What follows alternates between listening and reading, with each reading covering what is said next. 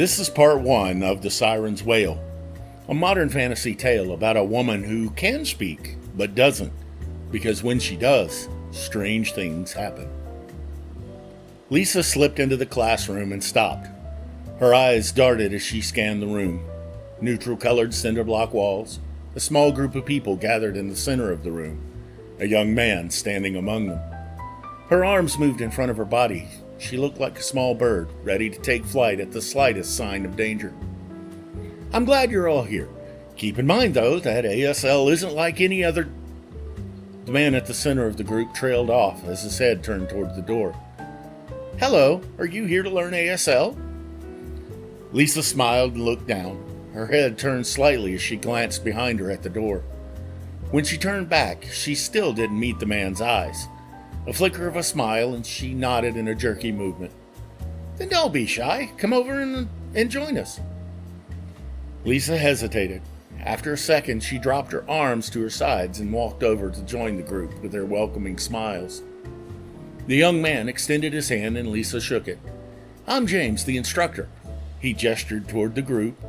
And these are Bob, Jill, George, Terry, Jennifer, and Louis. And you are? Lisa scanned the faces and bit her lip. She hitched her shoulders and said, Lisa. Everyone straightened in their seats. Her soft voice struck with bell-like clarity. Lisa covered her mouth and shook her head. She fumbled in her purse, pulled out a pen and notepad, and scribbled a hasty note. The note was passed around. Hello, I'm Lisa, and I really shouldn't speak. Please forgive me. James shook his head and blinked several times before refocusing his attention. He motioned for Lisa to take a seat. Well, no need for you to stand. Have a seat and we'll get started. Lisa gave a rapid nod and sat down, and the lesson began. All right, since this isn't an official class or club sanctioned by the university, our meeting location is going to be a bit fluid.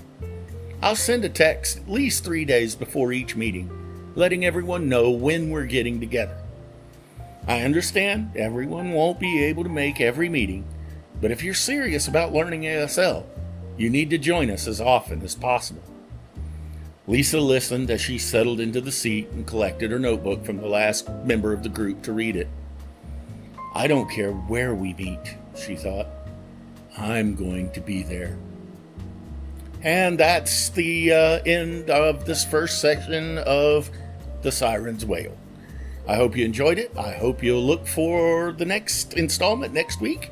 And if you just have to read this story, it is published in an online journal.